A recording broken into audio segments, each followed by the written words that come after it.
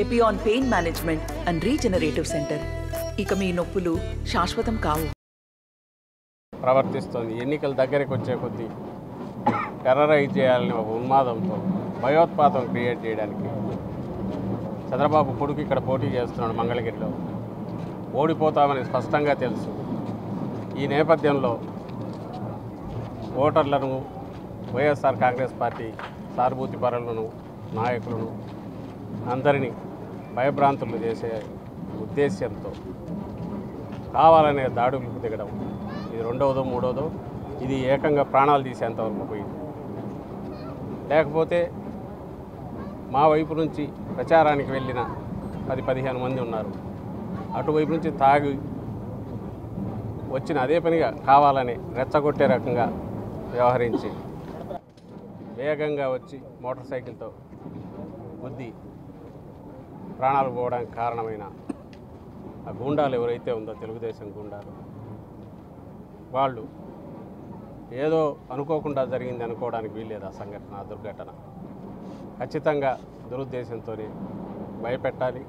ఓ ప్రాణం తీసుకుని అయినా సరే భయపెట్టాలని ఈ దాడికి తెగించారు. దీన్ని తీవ్రంగా పార్టీ ఖండిస్తుంది. ప్రజాస్వామ్యంలో ఇలాంటి వాటికి చోటు ఉండకూడదు. అధికారంలో ఉన్నప్పటికీ మేము, అలాగే బలమైన పార్టీ అయినప్పటికీ ఎంత సంయమనంతో, నిగ్రహంతో అనేది నిన్నటి నుంచి పార్టీ కార్యకర్తలు చూసినా లేదా నాయకులు వ్యవహరించి తీరు చూసినా అందరికీ అర్థం కావాలి, ప్రజలు కూడా అర్థం చేసుకోవాలి. బట్ ఈ నిగ్రహంగా ఉండడం అనేది చేతగాంతనంగా ఎవరు అర్థం చేసుకోవద్దు అనేది గట్టిగా హెచ్చరిస్తున్నాం. నిజంగా కన్నెర్ర చేస్తే ఒక్కడు కూడా రోడ్ల మీద తిరగలేడు, తెలుగుదేశం పార్టీ నాయకులు కానీ కార్యకర్తలు కానీ. ఇది పద్ధతి కాదు. కేవలం థంపింగ్ మెజారిటీతో రాబోతున్నాము, వైఎస్ఆర్ కాంగ్రెస్ పార్టీ గెలవబోతోందనే భయంతో వాళ్ళు చేస్తున్న కుట్రలు, వాటికి మరింత ఊతం ఇచ్చే రకంగా వ్యవహరించకూడదని మేము సంయమనంతో ఉన్నాం. దీన్ని చేతగాంతనంగా భావించవద్దని హెచ్చరిస్తున్నాం. అలాగే ఇది ఖచ్చితంగా హత్య. 302 కిందనే కేసు రిజిస్టర్ చేయాలి. వీ డిమాండ్ పోలీస్ అధికారులను కూడా కేసు 302 కింద రిజిస్టర్ చేసి దర్యాప్తు చేపట్టి దోషులను కఠినంగా శిక్షించే రకంగా, నిందితులను వెంటనే పట్టుకొని దోషులను కఠినంగా శిక్షించే రకంగా, భవిష్యత్తులో ఇలాంటి వాటికి ఎవరు దిగాలని భయపడే రకంగా వ్యవహరించాలని అధికారులను కూడా కోరుతున్నాం. అలాగే వెంకటరెడ్డి గారిని వెనక్కు తీసుకురాలేం. అలాంటి మంచి నాయకుడిని కోల్పోయినందుకు బాధపడుతున్నాం. ఆయన ఆత్మకు శాంతి కలగాలి. ఆయన కుటుంబానికి మనిషిని తీసుకురాలేం కానీ ఆయన కుటుంబానికి పార్టీ పూర్తిగా అండగా ఉంటుంది. పిల్లల భవిష్యత్తు విషయంలో కానీ, ఆయన కుటుంబం నిలదొక్కడంలో కానీ పూర్తిగా పార్టీ అండగా ఉంటుంది. కుటుంబ సభ్యునిగా భావిస్తున్నాం. ఆయన ఆ రకమైన భరోసా కూడా ఇస్తామని కూడా మరోసారి తెలియదు. టీడీపీ ప్రత్యక్షంగా ప్రమేయం ఉన్నటువంటి ఇది ఒక 4వ ఘటన, అంటే హత్యాత్మం జరిగినటువంటి ఇన్సిడెంట్. కనీసమైనటువంటి పశ్చాత్తాపం వాళ్ళు ఎక్కడ కనిపించదు. కనీసం ఆ పార్టీ నేతలు కూడా స్పందించలేదు. దీన్ని ఎలా చూస్తారు? వాళ్ళు ఎప్పుడైతే, ఇక్కడే కాదు రాష్ట్రం అంతా కూడా, వాళ్ళది మీరు చూస్తే వాళ్ళు అటాక్స్ చేస్తున్నారు, వాళ్ళు విక్టిమ్స్ లాగా పోజులు ఇస్తున్నారు. వాళ్ళే దాన్ని తీసుకెళ్ళి మళ్ళీ ఎన్నికల కమిషన్లోనూ ఇంకో దగ్గర ఒత్తిడి తీసుకొస్తున్నారు.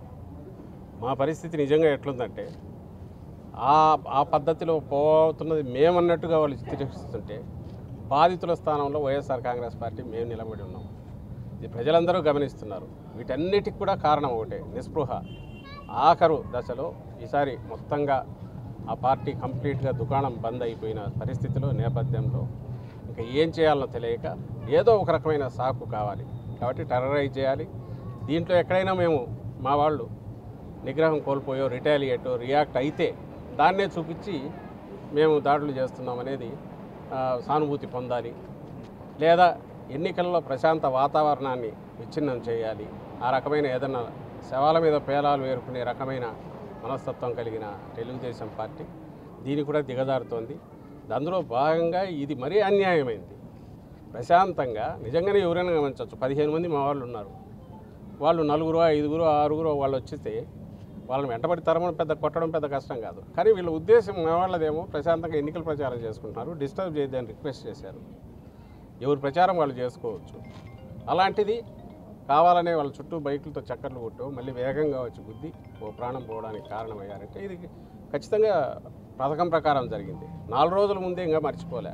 ముఖ్యమంత్రి గారి మీద, సాక్షాత్తు ముఖ్యమంత్రి గారి మీదే దాడి చేశారు. ఈరోజు ఇది అంటే ఎక్కడికి తీసుకుపోవాలనుకుంటున్నారు? ఎన్నికలు అనేవి ఇవే ఇట్లనా జరగాల్సింది? మీరన్న ఇన్సిడెంట్స్ కొన్ని ఎక్కడో బయట జరిగినాయి. ముఖ్యమంత్రి గారి మీదే దాడి జరిగింది, దాన్ని కూడా హేళనగా మాట్లాడుతున్నారు. అంటే ఎంతకు సహనం వహించి ఓర్చుకునే కొద్దీ మా పార్టీ నాయకులు, మేము వైఎస్ఆర్ కాంగ్రెస్ పార్టీ నాయకులు కానీ కార్యకర్తలు కానీ దాన్ని అలుసుగా తీసుకొని మరింత రెచ్చగొడుతున్నారు. అందులో భాగంగానే ఇది మరి అన్యాయంగా ఈరోజు ఈ సంఘటన జరిగింది.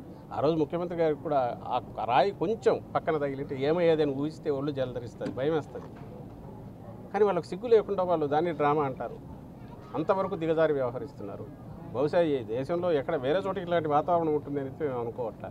ఇప్పుడు కూడా సిగ్గు లేదు వాళ్ళ, కనీసం జరిగిన దాని మీద ఇది వ్యక్తం చేయడం కానీ ఇంకోటి కానీ. ముఖ్యమంత్రి గారి మీద అటాక్ చేసిన తర్వాత అయినా అరే మాకు సంబంధం లేదు, పొరపాటు ఎవరు చేసినా తప్పని ఒక మాట కూడా వాళ్ళు అనట్లేదు. పైగా అది మేమే చేయించుకున్నాము, ముఖ్యమంత్రి గారు చేయించుకున్నారంటారు. ఇంకంతకంటే సిగ్గులేని వీళ్ళు ఎవరన్నా ఉంటారా?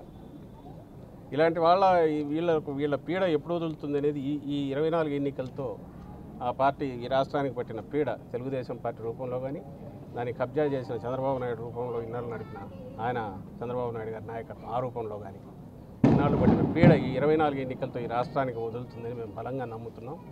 ఆ దెబ్బకు భయపడే వాళ్ళు ఏమి చేస్తున్నారని మేము అనుకుంటున్నాం.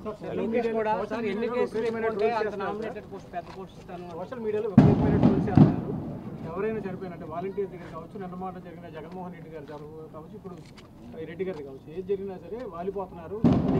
ఓట్ల కోసం రాజకీయం చేస్తున్నారు. శవం దొరికితే వదలట్లేదు. సోషల్ మీడియాలో విపరీతమైన ట్రోల్స్ చేస్తున్నారు. ఆ శవాలు హాయిగా మనుషులు ఉన్న వాళ్ళని శవాలుగా మారుస్తున్నది వాళ్ళు, వాళ్ళ మీద అటాక్ చేస్తున్నది వాళ్ళు.